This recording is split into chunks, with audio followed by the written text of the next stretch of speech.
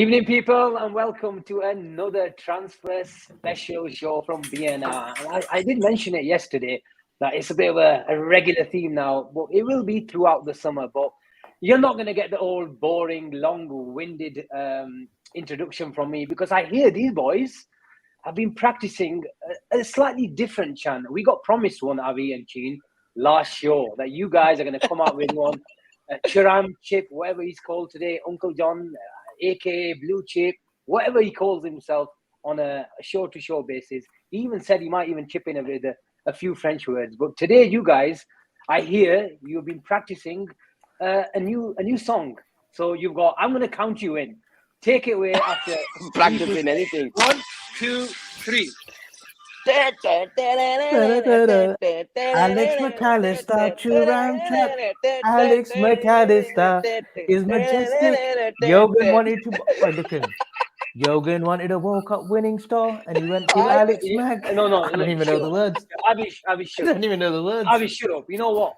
It's a good job we're not doing any ratings today because YouTube would have got a one from you. Hold on. Avi, no, you don't get a second chance. If you were in a guy messed it up, I take as many fucking chances as I want. No swearing. If you were in a Britain's Got Talent show, you would have got buzzed off. You don't get a second chance. I need someone to sing with me. Alex says he wanted a World Cup winner. He found him as a dinner. Alex McCann. Oh, fuck it. I'm gonna dinner come from, man? Jurgen said, I've seen ya winning with Argentina. I need a centre mid too. And so he sent a bid through.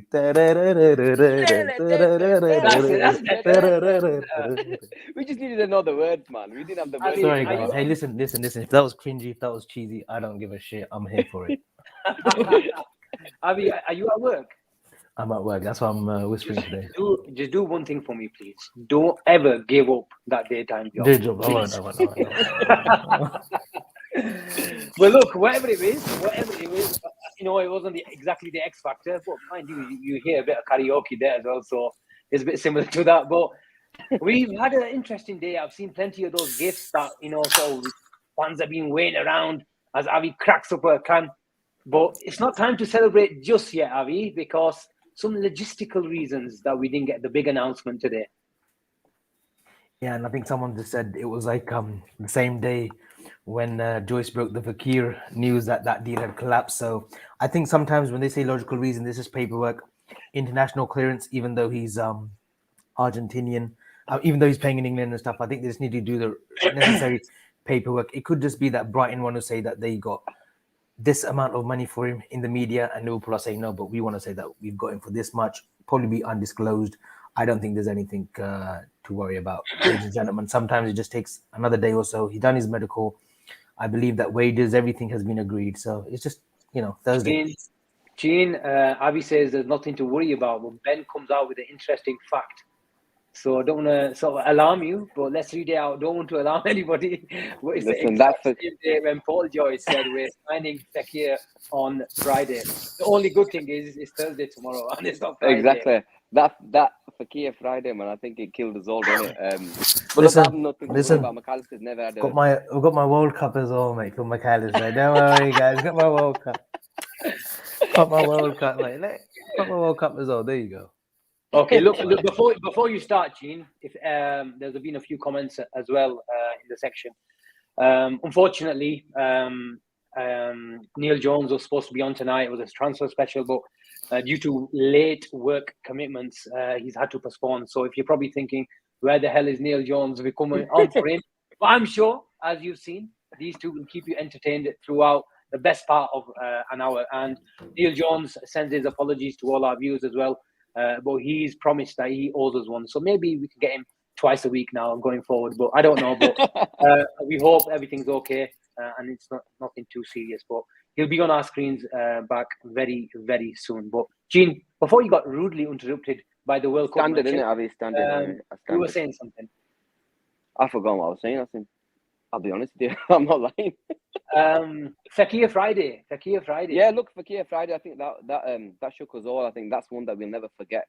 And because of that, what happened then, I think every single signing from then on, Liverpool fans have been really, really on their toes with every signing. And we, you know, it's never done. I know it's the old cliche where, you know, if it's not signed on the dotted play. When we don't see him actually holding the shirt at Kirby now, let's say it's done. But I think this one, McAllister is not one that's had major injuries. He's one that's always played. I can't see any sort of glitches. And Ben, I'm sorry, mate, this is going through tomorrow. I'm not sorry. I'm happy to say this is going through tomorrow. Avi, we hope it's going to go through tomorrow. Liverpool apparently have, I've not checked this, but removed their pinned tweet. So that's normally the first sign of a big announcement coming. But whether it comes tomorrow, whether it comes on Friday, it will come. And there's nothing to worry about, is there? No, guys, look, I think it's a done deal. These are logical reasons. I'm sure, they don't need to explain themselves. Look, I don't want to jinx it. I don't want to say it's good. All is done, but like, come on, let's behave ourselves a little bit. A lot of the people on Twitter will be, they'll be a little bit sort of like, anxious and like nervous, but no, this deal will go through. There's no doubt about it. Listen, I'm ready to move on to the next target. And that next target, you've seen my name today. You know who the next target is? Who's Thuram? Thuram chip. Asim, you're on mute. Is my sound better? Your sound is better now. Yeah. Is it better? Yeah. Thank you very much, Ben. Really appreciate that. Who's our next man? Thuram? Sounds like Thuram to me, Avi. Tell me more. Of course, it's Thuram. Look. I was hoping that Neil Jones, I think he came out today and said that Liverpool like Kefren Thuram, and we've seen the reports coming from a little bit of different journalists that we're in talks with Nice. I told you guys a few weeks ago on the show as well that he's a player that we definitely want to pursue and we want to go through. We've obviously spoken to his father.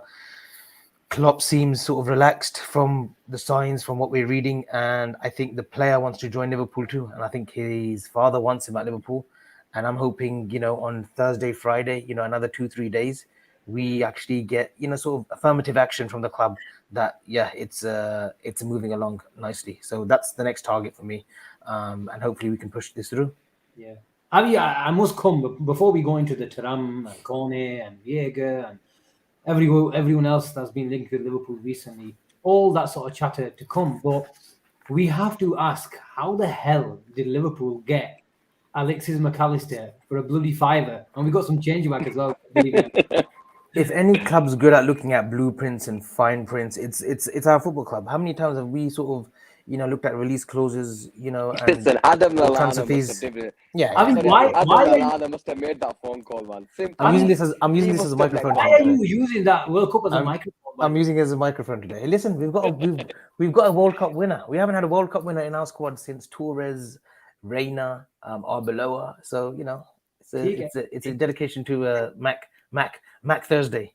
I like a bit of symbolism. So there you go. So I think it's just a normal. What did you ask me again? You asked me a question, and he interrupted like the tabla. Huh? What was it? 35 million. How? Yeah.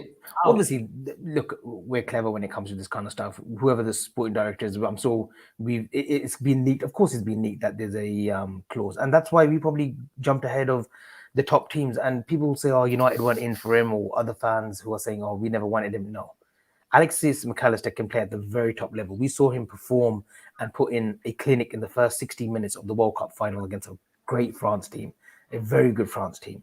So the likes of Man United were sniffing. Man City could have, he could have been a Gundogan replacement. Arsenal, could do with a player like that. They all can. Chelsea could, but we've jumped ahead of the queue. We've done our groundwork. Asim, I know it's a word that you love, and we've got in there. We've got in there, snapped him up, and he'll be joining us for preseason 1st of July. And he's the first part of a jigsaw that badly needed fixing. And not only that, a quick off topic as well. Guys, our aging squad now. We've brought the numbers down now with Gakpo, with McAllister. Now we've got obviously Trent, Koné. All of a sudden now that aging squad isn't looking so aged.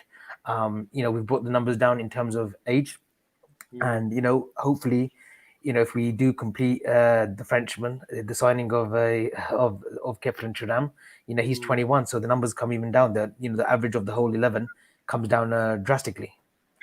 The benefit of having plan A, plan B, plan C, plan D, We haven't seen, something like that over the last couple of years. But the benefit of that is just like the Mason Mount saga showed that if Liverpool going for a player, they'll be interested, but at the right price. And if it doesn't work out, they'll happily walk away. And it looks like, as Avi starts zooming into his World Cup, where did you get that from, by the way? Anyway, Beautiful. you keep Abby, going. you're boring me now. Put it away. Go on, carry on. Well, just like he's showing you the World Cup. Relax. just like Nange. Mason Mount Nange. saga, just like the Mason Mount saga showed that Liverpool are happily going to walk away if it's not on their terms. And 35 million for McAllister is an absolute snip. Let's be honest, Gene.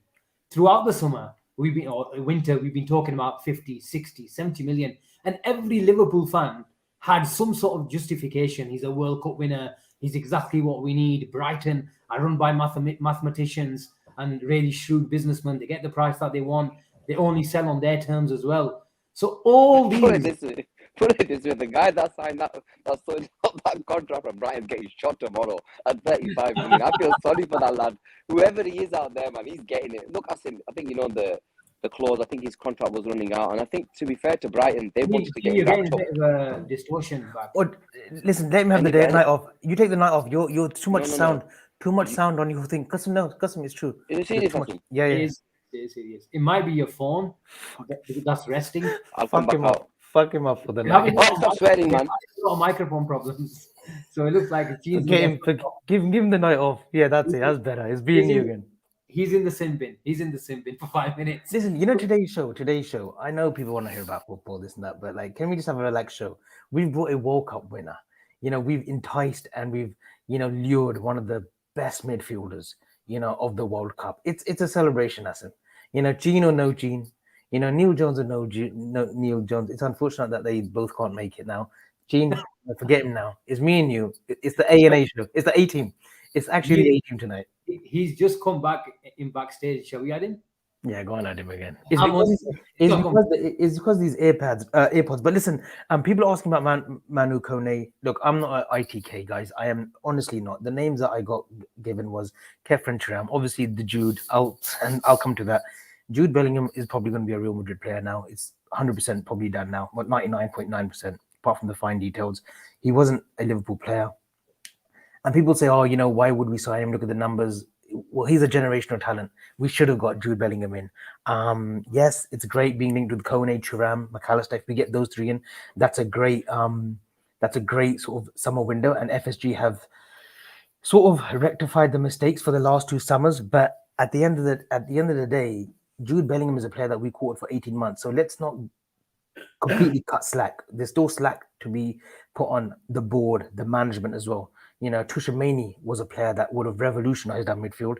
Jude Bellingham the same. We have missed out on our top targets, guys.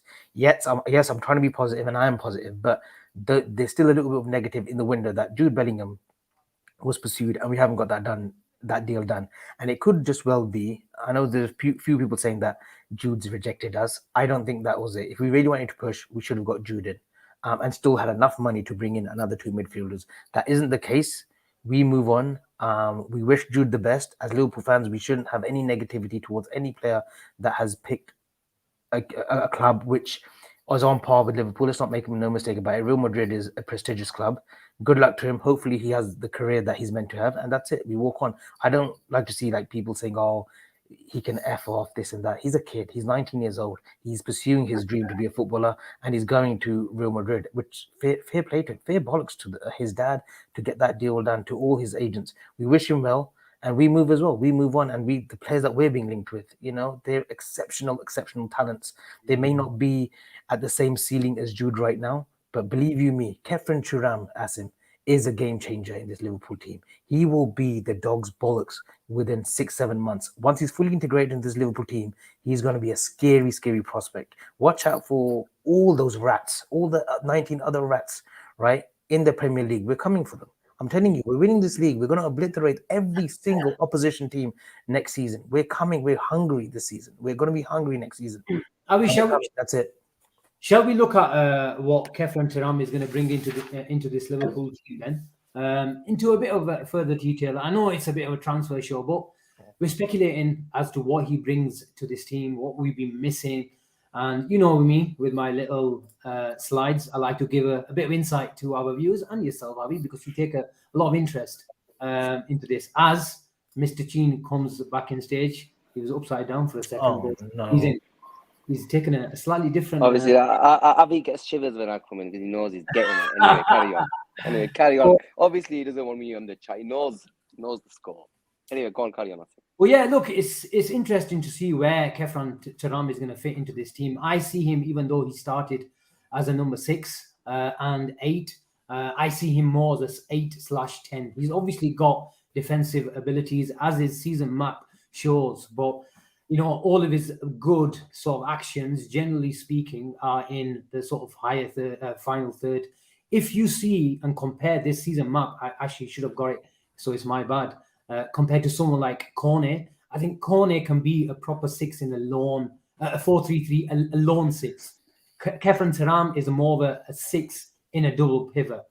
So that is a slight difference. And I don't think it's an idea of if we get Thuram, we don't need Koné, or if we get Koné, we don't need Thuram. I don't think it's a either or option. That's why you've seen Liverpool being linked heavily both with them, because I think they're slightly different and will bring different attributes into our team. And if you look at those, it's interesting to see the formations that Nice have been playing. 63% in a 4-3-3 from Thuram, and he's been playing left-sided midfield. And it's very interesting. Whenever he's not been in the team, the 3-4-2-1 has been used by Nice. Thuram he's never played that formation. And whenever he's not been in the team as well, they've also gone to a 3-5-2 formation, 10%. So maybe they realize they don't have his ball creating skills, his ball his cross technique in tight spaces. They cannot carry it and progress the ball as much. So you can see whenever he's not been playing, it's actually made the manager change system, and that's very interesting to see. And because, like I said, they've gone to a 3-4-2-1, probably a bit more solidity in midfield, an extra man playing those attacking midfielders in a box midfield, if you like. And a 3-5-2 is a formation, as you know, guys, it's more a formation that's linked to heavily in terms of reliance on the fullbacks coming into being a compact into a 5 into attack and in defense. So look, the next slide will show that this is what Kefren Thuram is going to be providing in the sort of 3 areas that he's above league average. Oh, God, he can't even spell successful correct. Gina, who makes the slides, man? Come on. and assisted. Look, Avi, you know what, Avi? You know what? My bad. Today you got him. My bad. You got him today. My bad. You know what? I just did these about 10 minutes ago. I did these 10 minutes ago. But look, he's loving it. The spelling. My spelling is worse than your singing. Are you happy with that? Yeah, look, I'm only messing with you. Listen, look, I'll let you go on. So what I'm saying is, this is exactly what he'll be bringing to the Liverpool team. And passing, XG assisted, and successful dribbles. If you see his attributes, these 3 areas are the best in terms of better than the league average. And like I said earlier, he started as a 6 and an 8, and he is not the normal 10, the Ozil, the Dybala, the Coutinho that you normally see in a 4-2-3-1 behind the lone striker. But he has the traits to play the role of Henderson, but better, where he's going out on the outside. He dribbles unbelievably well. And if you actually see his stats in through balls and in terms of where those key passes are coming from, here we are. Kefren Thuram, in terms of ball progression, he's top of the team. And where those Asim, would you say he's like a bit of a Yaya Toure? He is Yaya Toure. He's a Yaya Toure in the making. I don't want to, and yes. that's high praise. That's very high praise, Gene, and I'll let you come on this. But he is scaringly the height. 1 minute.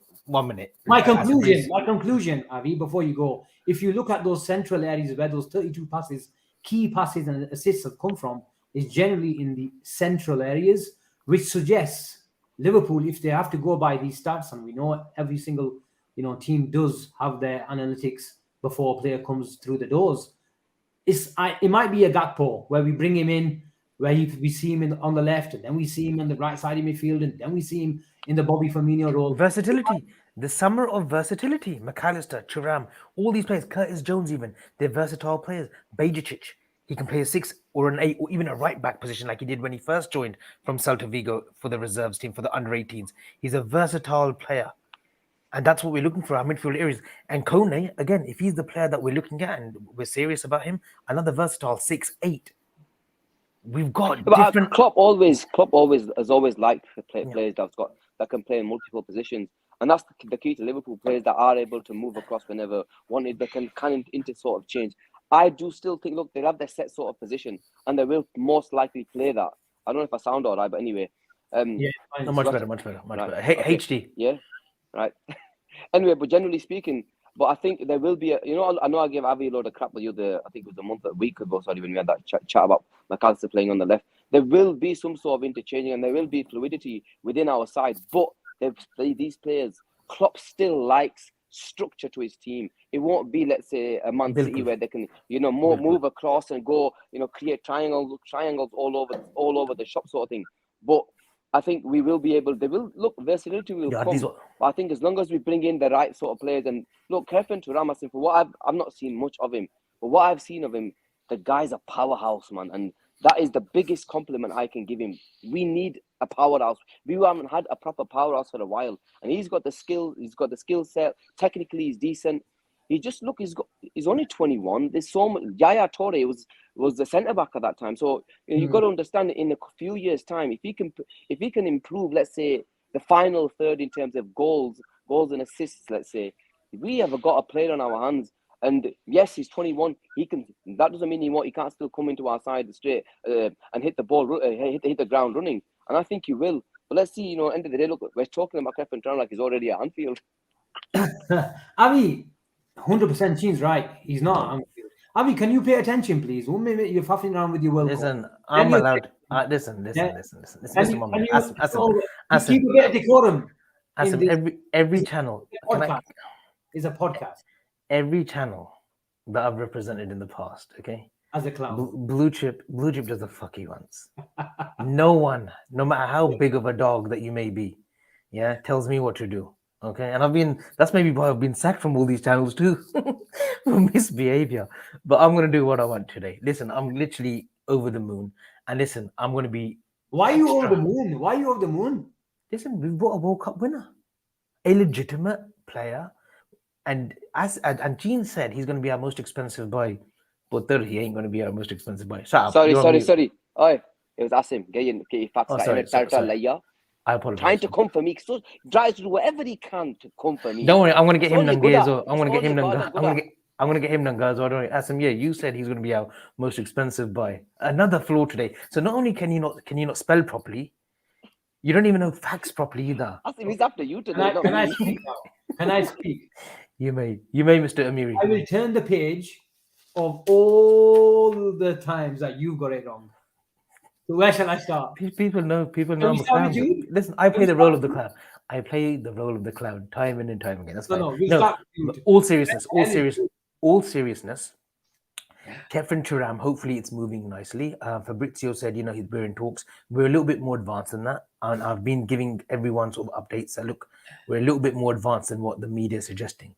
And I'm hoping, look, by Friday, we get a significant update from Joyce or one of the local journalists, in the ground, like in England, who, obviously have intel to this. And, Joyce did mention that we're talking to a number of midfielders. And look, those number of midfielders, Lavia, Gravenberch, Thuram, those are names, those are potential names, potential players who have got that next step.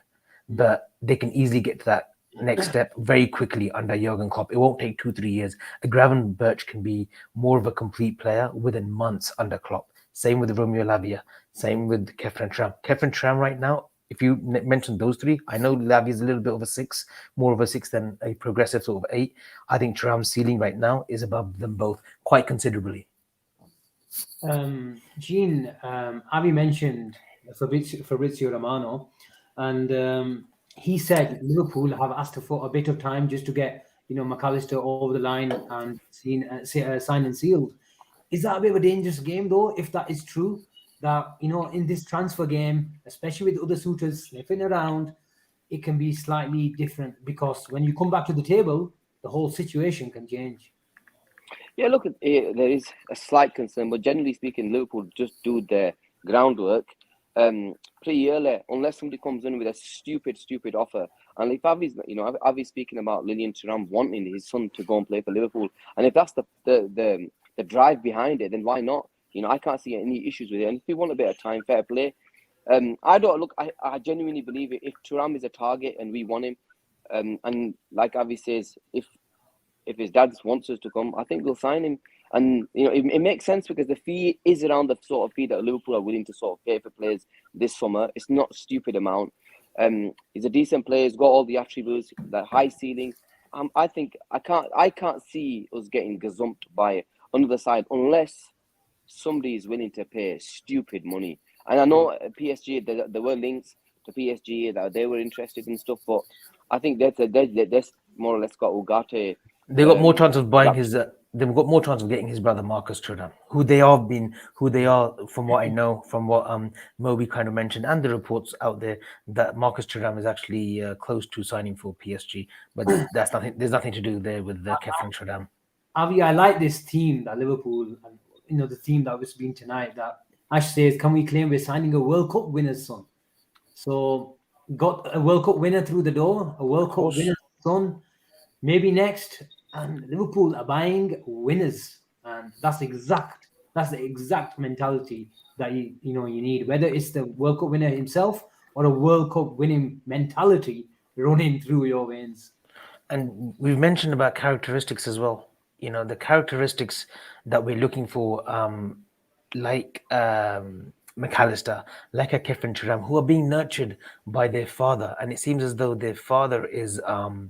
Their fathers are giving him the right advice. Carlos McAllister, who's Alexis's dad, he would have been inundated with great offers from Man City. We know Man City can chuck literally everything, including the kitchen sink, to Brighton and the player as well. Say, listen, come to us.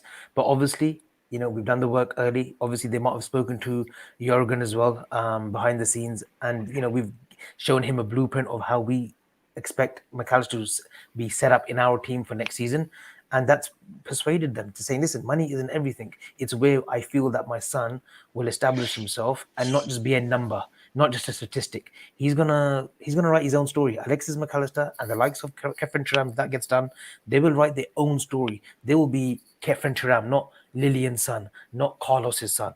There will be Alexis McAllisters. There will be Kefren Thurams, and they know Liverpool. Listen, the send off that we did for Bobby Firmino, Philip Coutinho would have looked at that and he would have been Rona. He would have cried his eyes out and say that should have been me. Not could have been me. That should have been Philip Coutinho. No other club does it like us, guys. No other club does it like Liverpool Football Club. 100%. Look, Asim, you mentioned, before you go, you mentioned Thuram. One of the biggest, he's not like his dad's short of a few bob either. And Lydian, he actually nurtures his son. So it's not like they haven't got somebody watching them, making sure they're not doing anything wrong. Everything's being looked after in that sort of sense. So having Thuram, as his dad is actually a good thing because he's a level-headed guy who's a great footballer himself. And so they know what sort of level is required to play at these sort of football clubs. And Thuram himself, I know that French, deep down, would he want his son to go to PSG? He's seen what's been happening there over the last 4 or 5 years. Players going, the greats getting booed, all that sort of stuff. Does he want his son there? He wants his son playing for a manager like Klopp, who, as you mentioned, these guys will create their own sort of legacy. So fair play to Lillian. If he chooses Liverpool over PSG and all that sort of stuff, you've got to give hats off to him.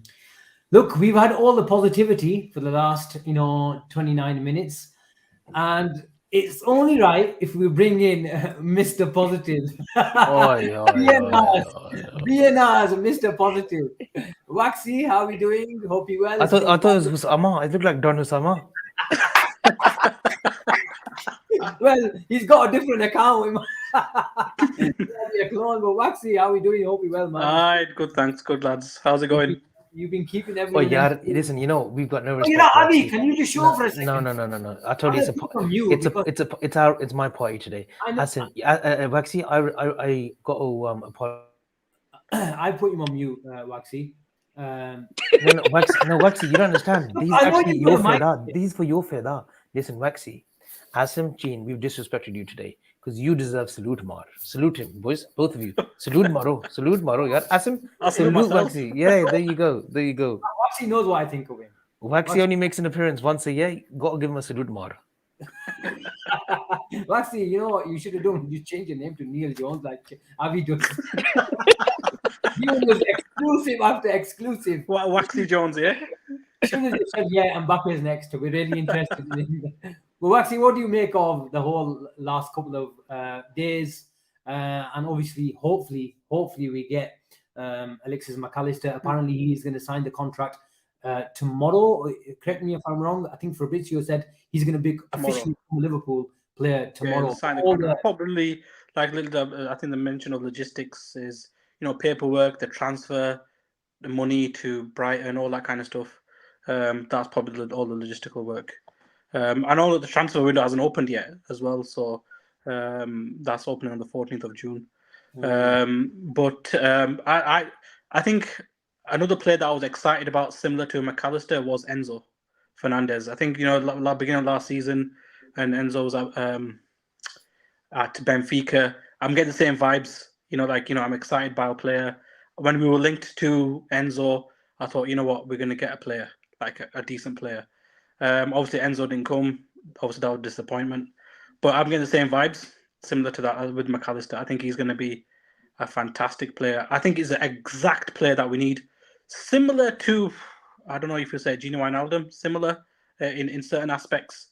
Something that a player that will be in our midfield, I think he'll be playing week in, week out. I don't think he'll be one that will be subbed quite often or will be missing games.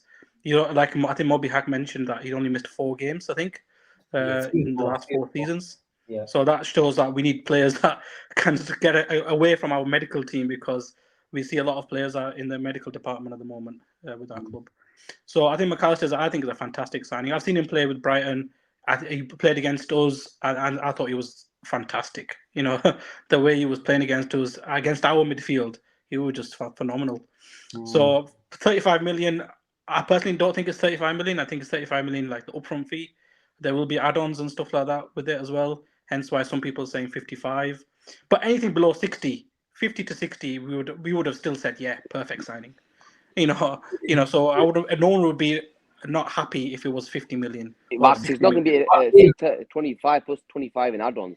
Maximum 45 No, million. just generally speaking, whether it's 55 or anyway, even if it was 55, would anyone be upset that we signed McAllister for 55 million? No one would be upset about it. Everyone would be happy that we got someone of his caliber, World Cup winner, 55 million, especially with current market, with Enzo going at 110 million, half the price, even less. I think it's a perfect signing. Waxy, and hopefully it's not a Fakir moment. Oh, yard, please get him out of the stream now for mentioning that fucking name. But this is not a medical issue. So I was just about to say, Waxy, it's not a medical issue. So Waxy, you're amongst esteemed ITKs tonight. So if you come out with some knowledge, you have to back it up, especially with the blue chip in house. You need to make sure you back it up with your news. I haven't said anything that was ITK though. You know what it is though. When we talk about prices, this summer I said it. I've said it from the start of as soon as the back end of the season. We shouldn't be caring about fees this summer. Even if we paid 70, 80 million Waxy for McAllister, he's a player that we needed. Yeah. Availability, reliability, consistency. I disagree. He brings that. I disagree. No, it doesn't. We have to care about fees. Okay, we have to because the way that the board operates. But this summer shouldn't be about that. This summer shouldn't be fucking about that at all, Asim. I'm sorry, I am going to swear to it. It should just be about getting the right players in, no matter how much they cost. Look, the players that we need is a player that needs to get straight into the team, and that's it. Not fitting in, molding in, language barrier, all this kind of stuff. We're sick of that now. We haven't got time to mold players in. They have to go into the team and boom, playing. And that's why Klopp is very careful of his players. Bellingham would have obviously been, gone straight into the team as well. But he's been very selective. Like the player from I can't pronounce his name at Leipzig. That player. Yes, was that. Would he actually fit into our system really well? You know what I mean? Waxy, go on, say it again. Come on. Yeah, he just said, Sobolova. Soboslai. Yeah. There you go. Soboslai, would he go straight into our team? I don't think he would.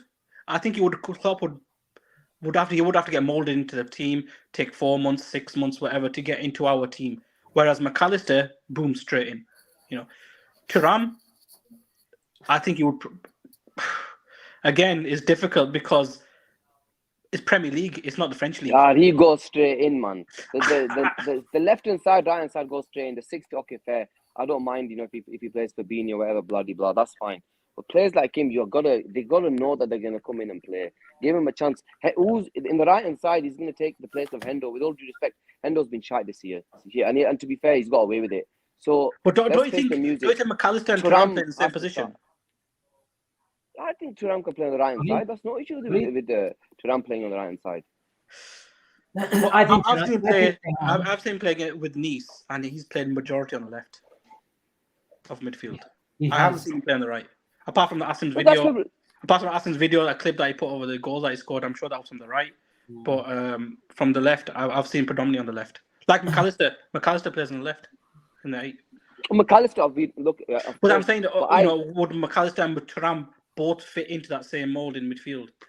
I think it depends. I think it depends on the system we play. If you go back to the conventional 4-3-3, I think Thuram will be McAllister will be the Thiago in the 4-3-3. Yeah, the conventional one. And Thuram will play the Henderson, the Harvey Elliott role. He'll be the 8.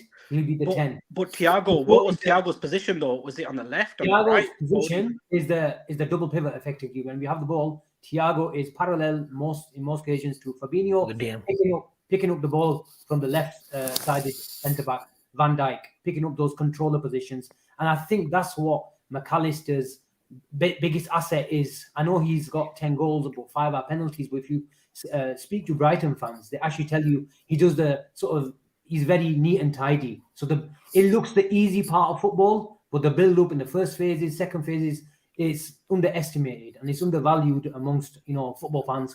You'll go crazy about the goals and assists, but it's those basic things that make up your attack.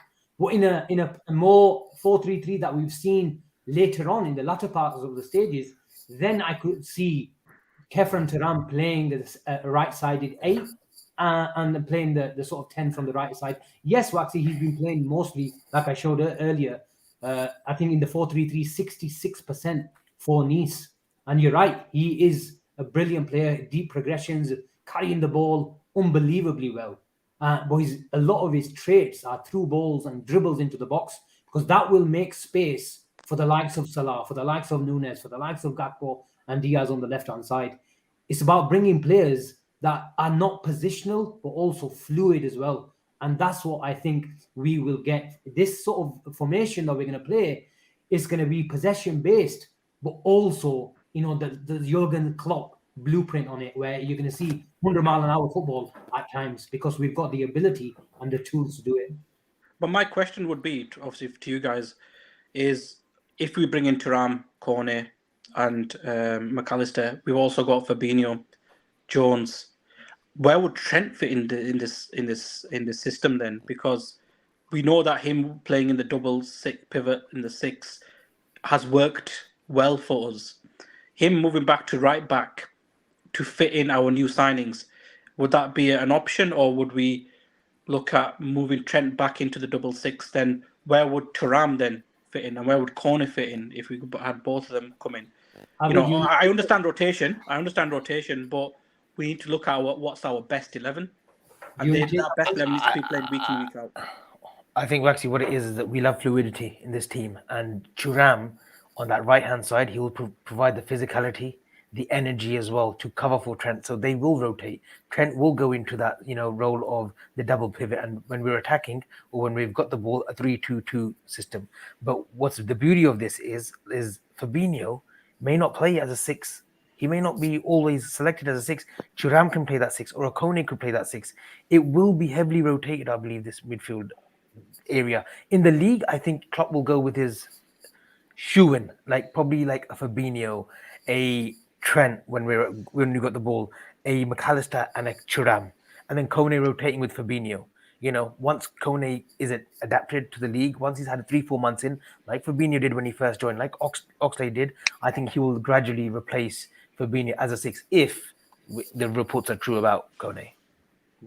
Gene? Look, another thing I think we know how the amount of injuries we've had over the years. We need a proper squad. So having these players is a good thing. And if Klopp's got all these players that is disposable for interchange into players into different sort of systems, that's a good thing. You know, we should be actually taking that and saying, you know what, we want this. And if Koné comes in, Koné can play a 6. Maybe not straight away. Maybe Fabinho will get the nod. It takes time. Players take time to adjust and all that sort of thing. But Trent coming in, that doesn't change anything. We play 3-2-2-3. It's not a problem. He'll sit there with the 6th. McAllister will push on. He's an 8/10. Thuram 8/10. They can play the 2, and then you've got your 3 up top. It actually works perfect. No, for example, Asim, I just got a question for you. You know, for example, we signed all these midfielders that we're linked to, so the 3 or 4 that we're getting, Koné, Thuram, and so forth, and McAllister. And all our players, our current midfield, are all present and available. Who's your 3 midfield players? Who's my... Your starting 3, you put on 3, money on, your life on. First game of the season. My starting 3, if we sign... first game of the season. Yeah, go on. If we sign Thuram and Koné. Thuram, Koné, McAllister. Okay, my 3 would be Koné in the... depending on what system. Let's say... No. Your first game of season... He's only asking for 3, Asim. First game of season, your best 11. Okay, look, my best 11 No, best, sorry, Koné. Forget 11, put best midfield. Best midfield would be Koné in the 6. Koné in the 6. Left-sided midfielder would be McAllister. Right-sided midfielder would be Thuram. And then that's what mine would be. But, you know, people forget Trent used to play in midfield even before. The only difference now is that he's in midfield from the first phase. He used to come even before in the preseason. We saw him coming into midfield at a later stage and make it into, I think, says he is a 2-3-5, where McAllister is the 2. Let's say McAllister and Koné, and then once in the different phases of the attack, Trent comes into midfield, makes it into a 3, and Robbo goes on the left hand side, makes it into a 5. So it depends. You change the whole midfield. No, we've got options. But what I would do, I'd keep the Ask him first game of the season. 5. Can I speak? On the ball, I would have, let's say Inacio comes in. Inacio, Koné, and Van Dijk. My 2 6s, once Trent comes into inverted midfield, would be Koné and Trent. The 2 10s, 8/10s would be McAllister and Thuram, Diaz, Gakpo, and Salah. That would be my team. First game of the season. Fabinho has to start first game of the season, regardless of who you. First game of the season. Well, you don't want my midfield. I'll probably go with I didn't say this. Asking guys when Trent can't play as a single 6. Nobody said he's going to play a single 6. I said Koné is going to play. I think first game of the season. I think Fabinho will start. Waxy. I think McAllister will start because of the Premiership experience and he knows the league. I think it'll be Thuram. Yeah, Trent's going to join Koné in the double 6, Jake. Not Thiago. On 6. Thiago, I mean, like it depends. They have to be all available, all available. But I'm saying everyone, but all available. So you will leave Thiago out if he's available. Doesn't matter if Thiago starts or not. Thiago isn't playing at the end of this season. You've got McAllister playing in his position. Thiago is starting. No chance. It'll be McAllister, Fabinho. Doesn't matter. Prem proven. No. Forget who Klopp would choose. Who would you choose? That was the question. Yeah, I would choose that. Fabinho, McAllister, and Thuram. I'm with Avi. Yeah, fair enough. I think we'll, and I think that's what we'll go with. But Asim, remember, that's only first game of the season. And if Koné is the player that we get in gradually, October, November, Koné comes in. But Avi, I think as a caveat to this, it also probably depends on when they come in. Yeah. If they get 5-6 weeks of pre-season, then you can maybe see Koné starting. If he comes at the latter stages of the Klopp doesn't do that. You never know. No, that's to be fair. That's just what I'm saying to you. be fair, You know, I'll we be need honest. players that get into the team straight away. You know, we haven't got time to waste to mold players in.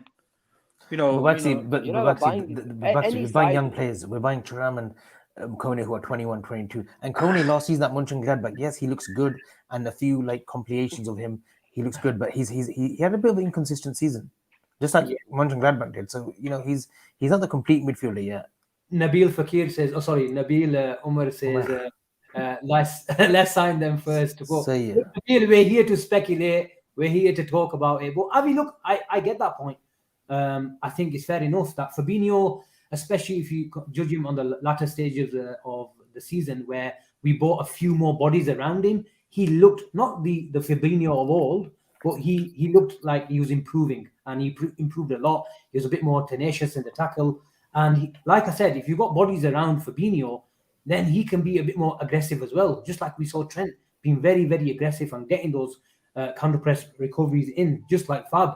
But I think you make a fair point that, first of all, Fabinho is not finished. 2, he looked a lot better in the last 8 to 10 games. And 3, look at even Fabinho. When he came in, he was a different type of pivot, where he was more of a third centre-back type of defensive midfielder at Monaco. And I can remember Klopp saying publicly, look, Fab, we don't play this. We want our 6 a lot higher, making those counter-press recoveries a lot higher in the pitch. And it took him the best part of 5-6 months just to get to that role. So it sometimes depends, what type of sort of level Koné is. If he actually shows really good levels of progression, then let's not, put it past him. Let's not forget a young Stefan Bajicic.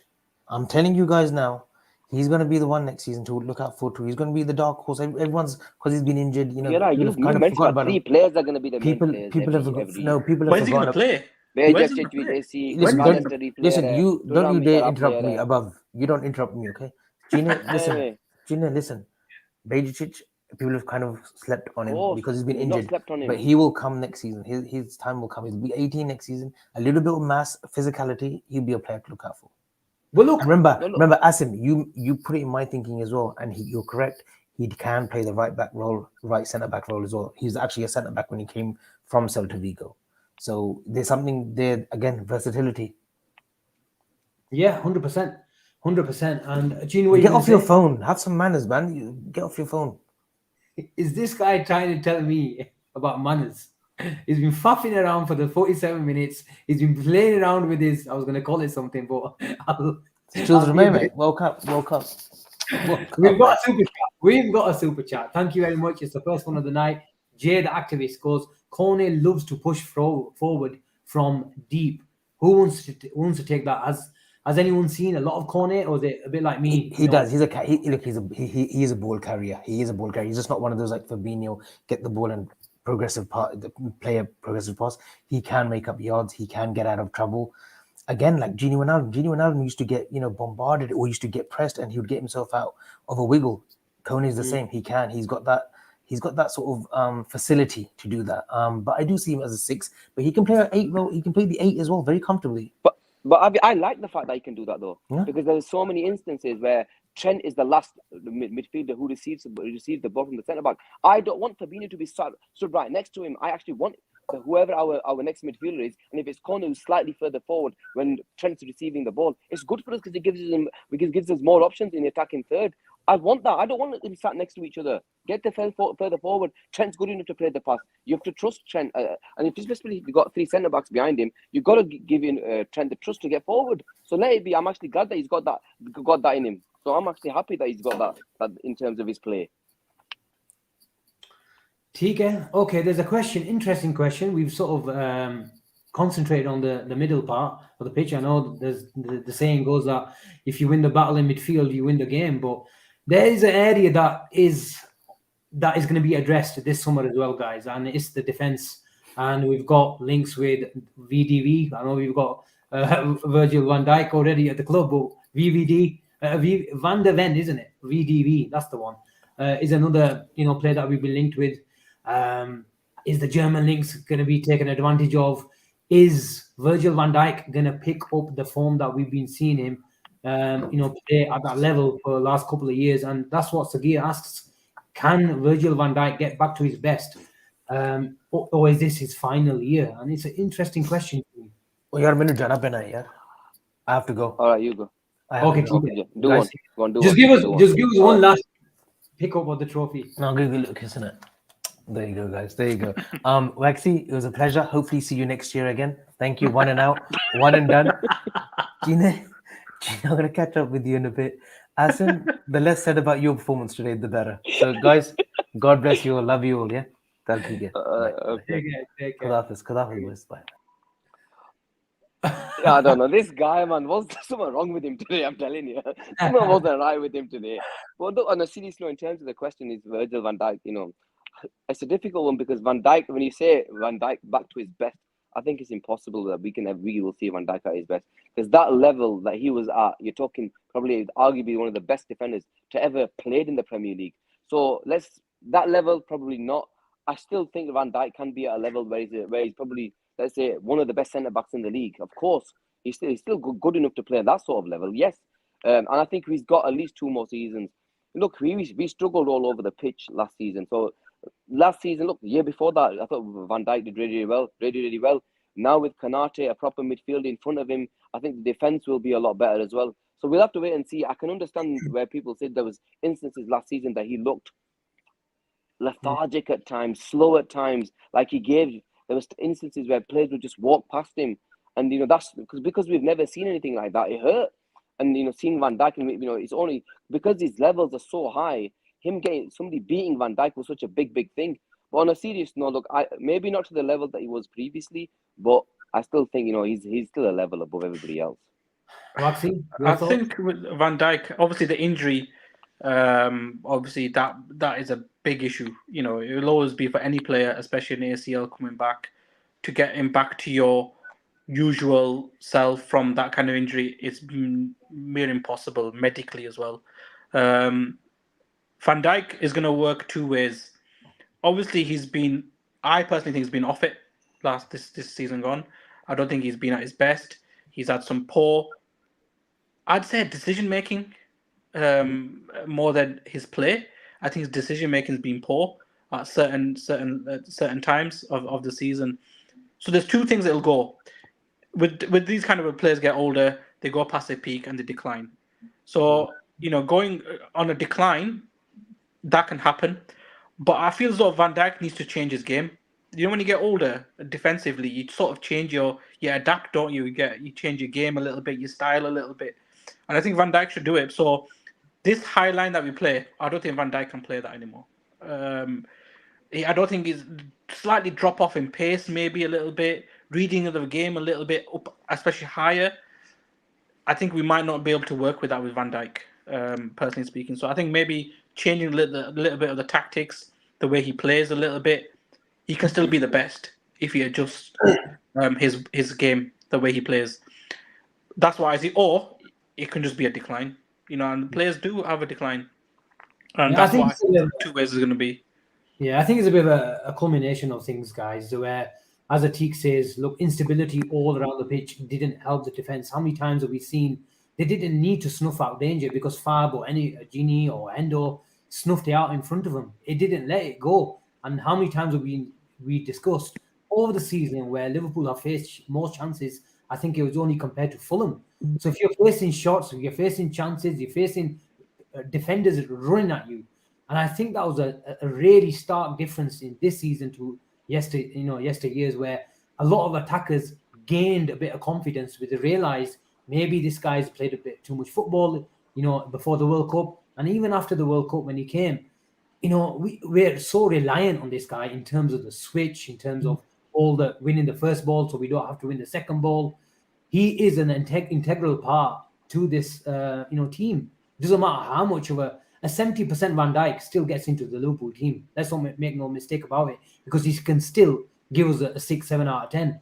But when he's getting injured, when there's a change of system as well, every single player is going to see the effects of it.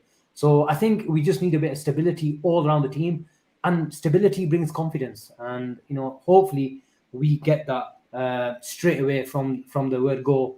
Come in pre-season. So It will be interesting. It'll be plenty of more thoughts. I think that's the wrap, guys. I think we've covered most things. If anything missed, I'm sure Avi will remind us in a WhatsApp call in about 5 minutes. I was going to word saying barking, but that'd be a bit disrespectful. But he'll get annoyed if we didn't cover anything on the agenda. But like Avi said, look, we're on the way to 5K. Please like, subscribe, share, and click the bell button as well. I never say that. Are you impressed? I actually mentioned. I am actually. I was actually going to tell you tonight. So you know what? You need to tell people to actually click the bell, click the notifications. Because Gene, is summer, is transfer news. You do not want to miss a thing. We're like the Fabrizio Romano of YouTube these days, where we're on every night. We're on every night. So thank you very much, guys. There are so many regulars in here who actually listen to us on a daily, nightly basis. Thank you very much, Waxy, for your little cameo. I'm getting a bit of interference, by the way. Oh, West Ham won, by the way. 2-1. Moisey. Yeah.